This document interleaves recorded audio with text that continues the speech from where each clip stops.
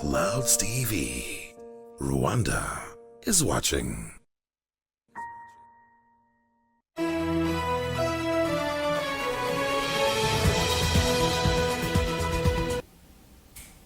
Turabasuje inshuti bakunzi ba Clouds TV tubaha ikaze muri gahunda y'amakuru yacu hayo kuri uyu wa gatatu tariki 5 Ukwakira 2016 agiye kubagaruka ku ngingo z'ingenzi zikurikira.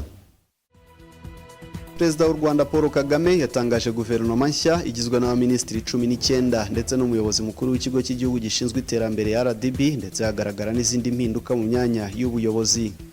Kuri uyu wa gatatu tariki 5 Ukwakira u Rwanda rwifatanyije n'isi muri rusange kwizihiza umunsi w'umwarimu. Abakora uyu mwuga mu Rwanda bakaba bagaragaje imbogamizi uruhuri bahura nazo zirimo guhembwa amafaranga y'intica ntikize. Abasirikare boherejwe n'umuryango w'abibumbye muri Repubulika Iharanira Demokarasi ya Kongo kugarura amahoro bahawe icyumweru kimwe ngo babe birukanye abarwanyi b'Abanyasudani y'Epfo bahungiye ku butaka bwa Kongo.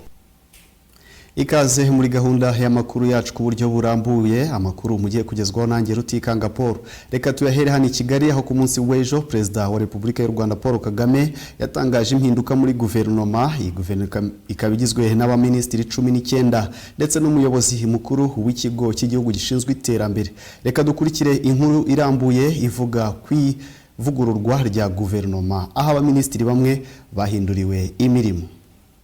Perezida wa Repubulika y'u Rwanda Paul Kagame yatangaje guverinoma nshya igizwe n'abaminisitiri 19 ndetse n'umuyobozi mukuru w'ikigo cy'igihugu gishinzwe iterambere RDB ndetse hagaragara n'izindi mpinduka mu myanya y'ubuyobozi. Minisitiri w'intebe ni Anastase Murekezi. Minisitiri w'ubuhinzi n'ubworozi ni Dr Gerardine Mukeshimana.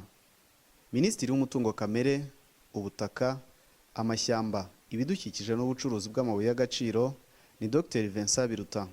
Minisitiri w'umuco na siporo ni Uwacu Julienne. Minisitiri w'ibikorwa remezo Musoni James. Minisitiri w'ubutegetsi bw'igihugu Kaboneka Francis. Minisitiri w'imari n'igenamigambi ni Ambasaderi Gatete Claver. Minisitiri w'ubucuruzi n'inganda n'umuryango w'ibihugu bya Afurika y'Iburasirazuba ni Kanimba François. Minisitiri w'ubuzima ni Dr Diane Gashumba. Minisitiri w'ubutabera akaba n'intumwa nkuru ya leta ni Businge Johnston. Minisitiri w'uburezi ni Dr Musafiri Papias Malimba. Minisitiri w'abakozi ba leta n'umurimo ni Uwizeye Judith. Minisitiri w'ububanyi n'amahanga n'ubutwererane ni Louise Mushikiwabo. Minisitiri w'uburingane n'iterambere ry'umuryango Nyirasafari Esperance. Minisitiri w'ingabo ni General Kabarebe James. Minisitiri muri Presidence ya Repubulika ni Tugireyezu Venantia. Minisitiri muri Primature ushinzwe ibikorwa by'inama y'abaminisitiri ni Mugabo Stella Ford. Minisitiri ushinzwe imicungire y'impunzi n'ibiza ni Mukantabana Seraphine. Minisitiri w'urubyiruko n'ikoranabuhanga Nsengimana Jean Philibert. Umwe mu bagize guverinoma akaba n'umuyobozi mukuru w'ikigo cy'igihugu gishinzwe iterambere ni Gatare Francis. Abanyamabanga ba leta barimo umunyamabanga wa leta muri Minisiteri y'Uburezi ushinzwe amashuri y'imyuga n'ubumenyingiro rwa Mukwaya Olivier. Mo kandi umunyamabanga wa leta muri Minisiteri y'Uburezi ushinzwe amashuri abanza n'ayisumbuye Munyakazi Isaac. Umunyamabanga wa leta muri Ubutegetsi bw'igihugu ushinzwe imibereho myiza no kurengera abaturage Dr Mukabaramba Alivera. Umunyamabanga wa leta muri Minisiteri y'Ubutegetsi bw'igihugu ushinzwe iterambere ry'abaturage Munyeshyaka Vincent. Umunyamabanga muri Minisiteri y'Imari n'Igenamigambi ushinzwe igenamigambi Dr Ndagijimana Uzier. Umunyamabanga wa leta muri Minisiteri y'ibikorwa remezo ushinzwe ingufu n'amazi Kamayires Germaine. Umunyamabanga wa leta muri Minisiteri y'ibikorwa remezo ushinzwe gutwara abantu n'ibintu Dr Nzahabwa n'Imana Alex. Umunyamabanga wa leta muri Minisiteri y'Ubuzima ushinzwe ubuzima rusange n'ubuvuzi bw'ibanze Dr Ndimubanzi Patrick. Umunyamabanga wa leta muri Minisiteri y'Ubutabera ushinzwe ibyerekeye itegeko nshinga n'andi mategeko Uwizeyimana Evode. Ba guverineri b'intara zigize u Rwanda barimo Musabyimana Claude mu ntara y'Amajyaruguru, intara y'Uburasirazuba Kazayire Judith, intara y'Uburengerazuba Mureshyankwano Marie Rose, intara y'Amajyepfo Munyantwari Alphonse. Abanyamabanga bahoraho barimo uri muri Minisiteri y'Ubutegetsi bw'igihugu Uwamariya Odette muri Minisiteri y'Ubucuruzi, Inganda n'Umuryango w'Ibihugu bya Afurika y'Iburasirazuba, Safari Innocent. Hashyizweho kandi uhagarariye u Rwanda mu Muryango w'Abibumbye, Ambasaderi Rugwabiza Valentine, umujyanama ku rwego rwa Minisitiri Bakuramutsa Feza. Mu zindi nzego hari umuhuzabikorwa w'ibikorwa byo mu Muhora wa Ruguru, Hategeka Emmanuel, umuyobozi mukuru w'ikigo cy'ubuhinzi n'ubworozi RAB, Dr Cyubahiro Bagabe Mark, umuyobozi mukuru w'ikigo cy'ingoro ndangamurage z'u Rwanda, Masozera Robert, umuyobozi mukuru muri Minisiteri y'Ubucuruzi, Inganda n'Umuryango w'Ibihugu bya Afurika y'Iburasirazuba ushinzwe inganda n'ibigo bito n'ibiciriritse, Karenzi Annette. Kuri uyu wa gatatu kandi tariki 5 Ukwakira, u Rwanda rwifatanyije n'isi yose kwizihiza umunsi w'umwarimu. Abakora uyu mwuga mu Rwanda bakaba batangaje imbogamizi uruhuri bahura nazo, muri zo hakaba harimo guhembwa umushahara muto cyane. Reka Tasebizi yaremye atugezeho ibindi kuri iyi nkuru. U Rwanda rwifatanyije n'ibihugu byose byo ku isi bibarizwa mu muryango wa UNESCO kwizihiza umunsi mpuzamahanga wa mwarimu, aho leta y'u Rwanda igaragaza ko umwarimu amaze kugera ku ntambwe ishimishije nyuma yo gahunda nyinshi zashyizweho zirimo guhabwa inguzanyo muri mwarimu sako, gahunda ya Girinka ndetse no koroherezwa kongera ubumenyi. Nubwo byemezwa ko abarimu bo mu Rwanda bafashwe neza, abenshi mu barimu barakinubira umushahara w'intica ntikize bahabwa ugereranyije n'ibiciro biri ku masoko, bityo bakaba basaba ko bahabwa amaguriro yabo cyangwa se bakongera umushahara. Urebye ubuzima bwa mwarimu nta mafaranga, nta muntu wabona umushahara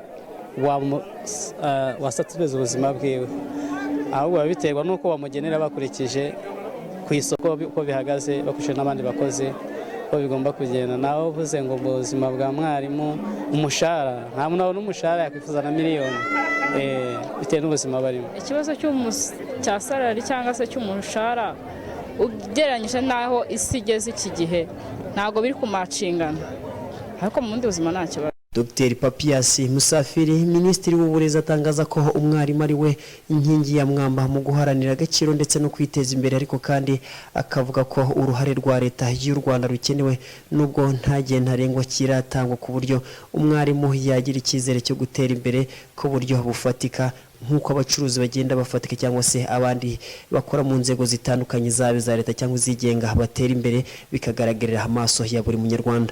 Ingamba ni za zindi duhora tuvuga imbere ya mwarimu no guhesha agaciro no guteza imbere umwuga wabo, ushingiye ku nkingi nyinshi, ushingiye ku nkingi yo kubahugura batarajya muri uwo mwuga no kugira amahugurwa ahoraho, kubera yuko n'ubundi ibishya bigenda biza kugira ngo bashobore kuba abarimu b'abanyamwuga ariko nanone bagendera ku gihe. Icya kabiri ni uguteza imbere imibereho myiza yabo mu rwego rwa economique. Birumvikana harimo ibibazo by'imishahara, ariko harimo na za gahunda zindi bagenerwa kugira ngo zunganire umushahara, harimo nka gahunda y'umwarimu sako, mu bisana benshi batanze ubuhamya, harimo gahunda yo kuboroza inka, harimo gahunda yo guha ibihembo n'abakora neza kugira ngo ibyo ngibyo batera ishema ndetse bikangure n'abandi guhora bakora neza kurushaho.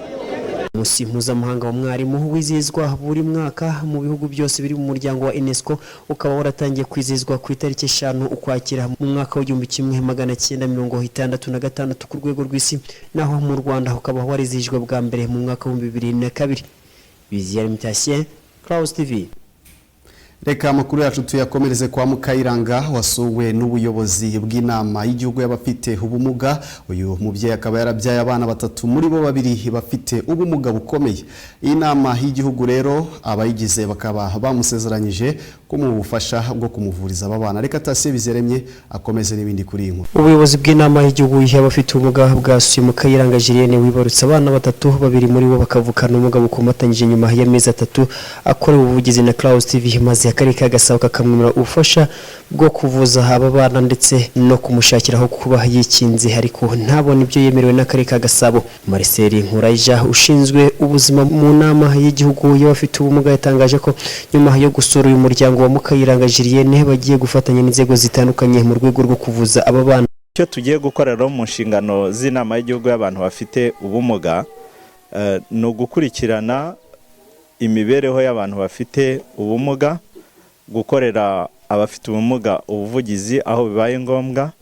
Uyu mudamu rero Julienne turamusuye ndetse n'abana be 2 bafite ubumuga, turababonye, tubonye ubuzima babayeho, tubonye ibikenewe, kandi twasanze hari izindi nzego nk'akarere karakigize ikibazo cyabo karakigize inshingano zabo. Hari aho rero hagiyemo ni ikibazo uyu mama yagiye agira cy'imyumvire wenda cyagiye kimugora mu buryo bwo kuvuza aba bana, ariko dufatanije n'izindi nzego ndavuga nk'akarere ka Gasabo kanabifite kagitangiye kugikoraho. Icyo tugiye gukora, tugiye gukurikirana iki kibazo dufatanije turebe uburyo aba bana bavuzwa.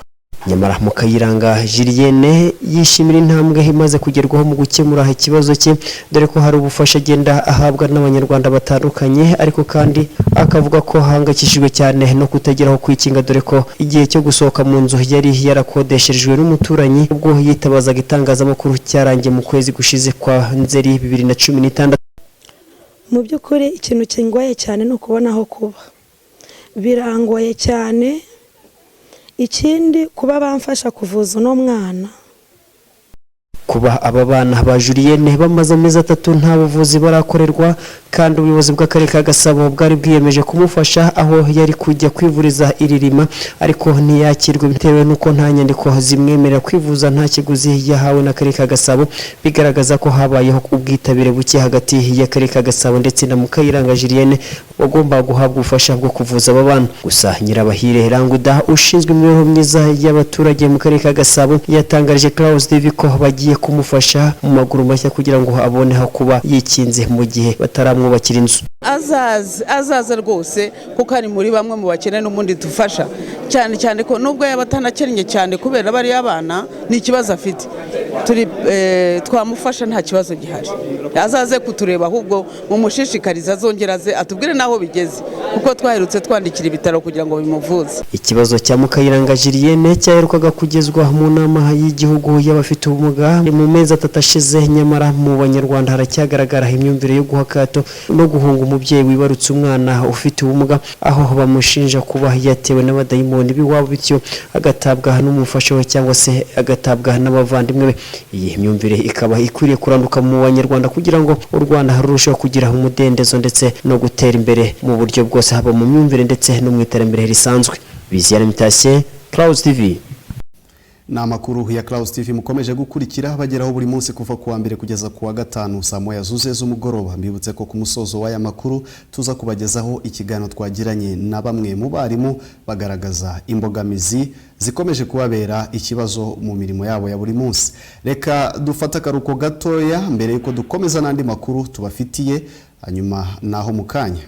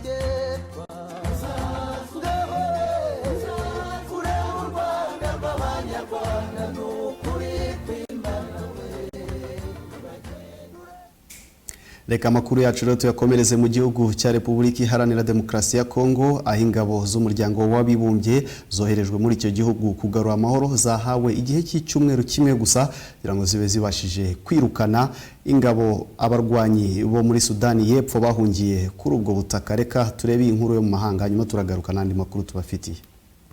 Abasirikare boherejwe n'umuryango w'abibumbye muri Repubulika Iharanira Demokarasi ya Kongo kugarura amahoro bahawe icyumweru kimwe ngo babe birukanye abarwanyi b'Abanyasudani y'Epfo bahungiye ku butaka bwa Kongo. UN kandi yashimye abahunganye Vice Perezida wa Sudani y'Epfo Riek Machar bakamukura mu mujyi mukuru w'iki gihugu Juba bakamwambukana igihugu muri Kanama ubwo hari imvururu zari zikomeye. Yanatangaje ko abagera kuri 750 b'Abanyasudani y'Epfo bari muri Kongo bambuwe intwaro n'abari mu butumwa bw'amahoro muri icyo gihugu. Kuva abarwanyi bagera muri Kongo nta gitutu bari bashyirwaho na leta ibacumbikiye, bamwe bakambitse mu matente y'ingabo z'umuryango w'abibumbye hafi y'umujyi wa Goma. Ubu busabe bwa leta ya Kongo bwo kwirukana abarwanyi ba Sudani y'Epfo buje nyuma y'imyigaragambyo yabaye kuwa gatanu w'icyumweru gishize. Abaturage baturiye ako gace bagaragaje impungenge ko abo barwanyi nta tandukano bafite n'iry'abasize bakoze jenoside mu Rwanda mu 1994 bagahungira mu burasirazuba bwa Repubulika Iharanira Demokarasi ya Kongo. Imirwano hagati y'impande ebyiri zari zihanganye muri Sudani y'Epfo zasize abarirwa magana bapfuye, ni mu gihe kandi nta mwaka wari uciyeho hashyizweho umukono ku masezerano y'amahoro. Turagenda tugana ku musozo w'amakuru twari twabateguriye, ariko mbibutse ko hari ikiganiro twagiranye na bamwe mu barimu kuri uyu munsi wabo, bakaba batangaje zimwe mu mbogamizi bahura nazo. Reka tubibutse zimwe mu ngingo z'ingenzi aya makuru yacu yagarutseho kuri mwe tutatangiranye. Tunabibutse ko kandi ku munsi w'ejo aya makuru azongera gusubiramo ku isaha y'isa 3 za mu gitondo. Perezida w'u Rwanda Paul Kagame yatangaje guverinoma nshya igizwe n'abaminisitiri 19 ndetse n'umuyobozi mukuru w'ikigo cy'igihugu gishinzwe iterambere RDB, ndetse hagaragara n'izindi mpinduka mu myanya y'ubuyobozi. Kuri uyu wa gatatu tariki 5 Ukwakira, u Rwanda rwifatanyije n'isi muri rusange kwizihiza umunsi w'umwarimu. Abakora uyu mwuga mu Rwanda bakaba bagaragaje imbogamizi uruhuri bahura nazo zirimo guhembwa amafaranga y'intica ntikize. Abasirikare boherejwe n'umuryango w'abibumbye muri Repubulika Iharanira Demokarasi ya Kongo kugarura amahoro bahawe icyumweru kimwe ngo babe birukanye abarwanyi b'Abanyasudani y'Epfo bahungiye ku butaka bwa Kongo. Ndabashimiye mwese mwafashe umwanya wanyu mukadukurikira muri gahunda y'amakuru yacu. Mbibutse ko hibageraho buri munsi kuva kuwa mbere kugeza kuwa gatanu saa 1 zuzuye z'umugoroba. Mu izina rya equipe ngari yamfashe kugira ngo amakuru yabashe kubageraho, reka mbashimire mbifuriza gukomeza kugubwa neza n'ibiganiro Clouds TV yabateguriye. Mbibutsa ko mu kanya saa 2 hari ikiganiro The Profile kiza gukurikirwa na The Game On ku isaha y'isa 3 muri kumwe na Muramira Regis ndetse na Kabera Fisi muri sport.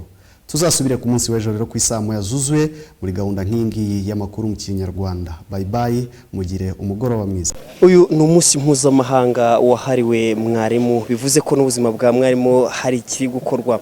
Kugeza ubu ubuzima bwa mwarimu buhagaze bute? Ndabona ubuzima bwa mwarimu ni gake urugendo, uko iyo nitegereje nkareba hari ibintu hari improvement yabayeho wenda mu cyerekeranye n'uburezi, ibikoresho ndetse ariko ikigaragara nuko mwarimu ku cyerekeranye n'agashahara byo ni ikibazo. Ntabwo byari byagenda neza kubera ko nk'iyo ibiciro ku isoko byazamutse mwarimu we ntabwo bamwongeza, ntabwo azamuka. Aho rero niho ikibazo, ubuzima ntabwo bwari bwagenda neza. Ndumva nta kindi nakongeraho. Mugenzi wawe ati ikibazo cy'agashahara cyangwa se ikibazo cya salary agitunze hagatoki avuga ko ari ntica ntikize. Nawe niko ubibona? Murakoze, nanjye niko mbibona. Ikibazo cya mwarimu cyerekeranye n'umushahara, cyane cyane abarimu twigisha primaire, ntago umushahara wacu ugendanye no ku isoko. Mu by'ukuri iyo urebye amafaranga 44,000 batangiza umwarimu, uba ubona nta bidahagije ugereranyije n'ibiciro byo ku isoko. Mwarimu ntago yashobora kwiga ngo yongere ubumenyi nk'uko abandi bajya kwiga, ntago byakunda. Mwarimu ntago ashobora gutunga urugo ngo abashe no kwishyura icumbi. Mu by'ukuri rero ubusanga ari zo mbogamizi cyane cyane abarimu dukunda kugira, uretse ko ibyo ngibyo tutabyitaho kubera dukunda igihugu cyacu, tugerageza gukora uko tubishoboye. Oya, murimo muravuga muti mu kibazo cy'umushahara, ariko mu minsi yashize bavuze ko umushahara wongerewe. Ibyo bintu turabihuza dute? Mu by'ukuri ntago navuga ngo warongerewe kuko nta kintu twabonye amafaranga 3,000 gusa ku mushahara wacu duhembwa. Amafaranga 3,000 ugereranyije n'ibiciro byo ku isoko, ubu ubona rwose atari nko kongezwa, ntago twongerwa. nawe ni kubibona mugenzi wa ati ntabwo twongejwe kandi mu by'ukuri iyo ugiye mu nzego za leta ari iz'uburezi ndetse n'inzego zihagarariye abarimu bavuga ko abarimu mumeze neza, ibyo bintu wowe wabihuza ute? Jewe ndumva uburyo nabihuza, cyo mbona nuko ntabwo umushahara wongerewe mu by'ukuri ibyo, kuko nk'ubu wenda nkanjye maze igiye kugira imyaka 7 nkora, hiyongereho ni 3,000, ibyo 3,000 mfite umuryango, ntabwo ibyo ngibyo urumva wabitungisha umuryango. Nkeneye kugira ngo natera imbere, kandi buriya ikindi kintu cyiyongereyeho, hari ikintu bavuga ngo mwarimu sako ngo iradufasha, ariko ntabwo yagufasha udafite ingwate. Udafite ingwate icyo ni akandi kantu kwiyongereyeho, nk'uko mugenzi wanjye yabivuze. Urumva 3,000 mu myaka 7 maze nkora, urumva we babikongera byakumarira iki? Wowe nukongezwa se? Bishatse kuvuga ko nta kintu urageraho mu myaka 7 umaze ukora? Ntacyo nari nageraho, usibye kurya gusa, ubundi wenda nkakaraba, ariko no kugira ngo mbone isukari, ntabwo nguze nk'isukari buri gihe, ntabwo byavamo. Turagira ngo tugereranyirize mbere imyaka umaze ukora umwuga w'uburezi, ari imbere utarinjiye mu burezi, ari nyuma yaho winjiye mu burezi, kugeza umaze kwigeza ku buryo wanabyereka n'umuntu ko hari ikintu umaze kugeraho. Gusa ngewe mu burezi navuga ko ntacyo nagezeho, ariko nkanjye ndi umumama narashatse, duke tuza mbasha kutujera, nimba ari byo bijumba nkabirya nkabyakira, nkumva ko nyine binyuze, kubera ndi mwarimu ntago ndirira iyo nkoko nziza cyangwa uwo muceri cyangwa izo nyama za buri cyumweru cyangwa za buri munsi, ntago mwarimu twebwe tujya tuziririra. Ubwo duke tuza tubasha kutujera uko bikwiye. Nkanjye ku giti cyanjye ubu ndangije kwiga kaminuza, ariko nyize kuri hangi mfashijwemo n'umugabo n'abandi bantu bo hanze, ariko ntavuga ngo umwarimu sako natsideni, ariko sinubu kugeza ino saa ntago naribonye. Ubwo rero icyo kigega baba batubwira, navuga ko ubwo kigera kuri bamwe twese kitatugeraho. Uti ikigega mwarimu sako ntikitugeraho twese, ariko ukabona hari ubuhamya butangwa, bamwe bakavuga bati hari icyo tumaze kwigezaho binyuze mu mwarimu sako, hari abashinze business. Mubona ari iyihe mpamvu bitagera ku byaka bigera, cyangwa se bikagera kuri bamwe abandi ntibibageraho, bikaguma mu gatsiko kamwe? Bo ikigaragara cyo kugira ngo ubone inguzanyo mu mwarimu sako, wenda urugero, hari icyo nari maze kubabwira, mbabwira ko nk'ubu ntafite ingwate, nuvuga ngo nkanjye nka mwarimu amafaranga nemerewe guhabwa ni amafaranga kuri credit ordinaire, ni amafaranga atarenze 1,5 miliyoni. 1,5 miliyoni iyo ugiye ukayikura nta kintu wapfa kuyimarisha, kuko niba ugiye kuyaka hari ubwo ubanza no kugira kwikenura mu rugo, wajya kureba ugasanga umushinga wakoze nawe urafeirinze.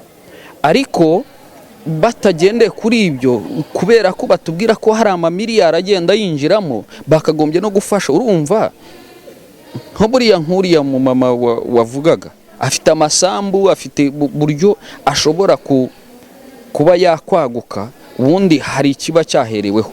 Niba ari avance zabona 1,000 wenda 400, nkanjye nubwo nubatse ntanzu wenda nari mfite, nukuvuga ngo ngenda nakavance kugira ngo mbonaho naba bwa mbere mbona icumbi, hanyuma cyakora wenda nkurikije wenda ubuhamya ngenda numva, nanjye numva nifuza, nta muntu wanga kuba heza.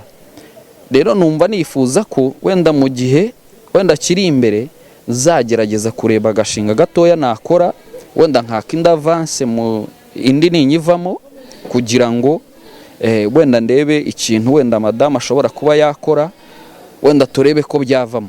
Ariko kuvuga ngo harimo yakwiteza imbere mu mwarimu sako dukuramo amafaranga, bijyana n'ubushobozi umuntu afite. Mwarimu hari icyo wagarutseho ko udashobora kuba warya inyama nk'uko abandi babigenza, cyangwa se kuba warya karyoshye niko mu kinyarwanda babyita. Ibintu bishobora gutera impungenge ko umwana wa mwarimu ashobora kugaragaraho ikibazo cy'imirire mibi? Oya, ntago mwarimu bishobora kugaragara ko umwana wa mwarimu yagira imibereho mibi, kuko twebwe tuba dufite ukuntu tubigenza mu bukene bwacu, tubaho uko Imana ibishaka. Navuga yuko Imana igenda iturengera muri byose. ntago tubaho nabi, ntago turya nabi, mbese navuga ko ari Imana iducungira ubuzima bwacu bwose. Yenda tugana ku musozo cyangwa se dusa naberekeza ku musozo, mubona hakorwa iki kugira ngo nibura ubuzima bwa mwarimu bwose bumere neza, cyangwa se abarimu bose 100% uko bari mu Rwanda babe bishimira umwuga wabo ndetse bubahwa n'abantu buhanza? Icyambere navuga ni kucyerekeranye n'umushahara. Baduhaye umushahara ugendanye n'ibiciro ku isoko, burya byabihagije, kuko ubashije kuba hari ikintu wasize mu rugo ibintu bikaba bigenda neza, ubuzima burimo kugenda neza, nawe wakora neza wishimye kandi ukagira nawe iterambere hirya abandi bantu bagezeho, kubera ko ubona ko igihe cyose mwarimu ari hasi. Nge nifuza ko kandi nanone n'izindi nzitizi ziriho wenda mu kwaka n'inguzanyo ntibarebe, bakareba na wa muntu uri hasi udafite ubushobozi, ntabwo wajya kubaka udafite ingwate, nicyo nigeze mbabwira. Ibyo bintu bakareba uburyo babinonosora, n'umusore akaba yakubaka akabona inguzanyo mu gihe kirekire, bakareba uburyo bagashyiraho wenda nk'ikigega gishobora kwishingira abo bantu badafite ingwate. Ndumva ari icyo nakwifuza, nasaba nk'ubuyobozi bw'igihugu cy'u Rwanda, ariko ntabwo navuga ko nta kintu bakoze, kuko ntekereza ko baragerageje, ariko icyo mbona nuko bakagombye guhuza imishahara y'abarimu n'abandi bakozi, kuko bigaragara ko mwarimu nta kintu gifatika yinjiza, ariko niwe utanze ubuzima bw'abantu bose bari mu gihugu, baba abaganga, baba n'abandi bari muri za Rwanda Revenue, abinjiza amafaranga nuko babanyuze kuri mwarimu. Kugira ngo rero mwarimu yishime anezerwe, nuko ibyo bintu bibaye bibonetse, nawe yagerageza kuba akaba yanajya gukompetinga igihe abantu niba umuntu agiye kugura inzu cyangwa ikibanza, nakaba yabasha kukigura, akaba yagenda mu mwarimu mu buryo bworoshye, akaba yabona ayo mafaranga, niba ari miliyoni akagenda akakigura akazacyungukamo. Mwarimu, none mu byo mugenzi wawe amaze kutubwira, avuze ko leta hari ikintu akaba yikora, ubona hakorwa iki?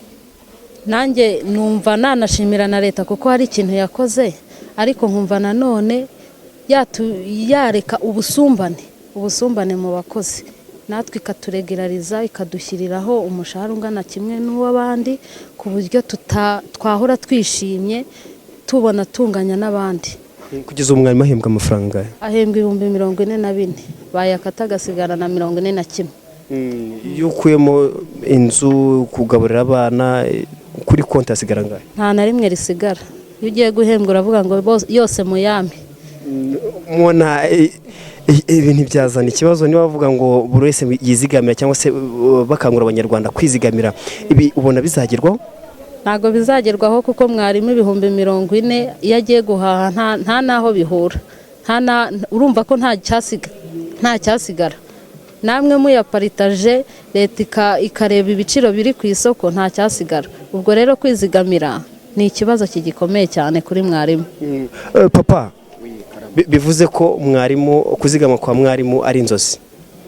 Genda abona ari inzozi, kubera ko nk'ubu wenda niba ufite nk'abana tuvuge nka 3 cyangwa 4, ntabwo kugira ngo uzazigame ku 41,000 uhembwa, kugira ngo nibura ubashe kuba wagira n'akandi kantu wakora, wenda uzajya uzigama, urumva mu kwezi ushobora kuba wakoresha wenda nk'agafuka k'umuceri n'akandi wenda kakahunga, ibyo kugira ngo uzabibone. Kandi akenshi barimu bagiye bari muri avance, ugasanga niba ugiye muri avance uzasigara uhembwa 20 ntabwo yagutunga, kandi wenda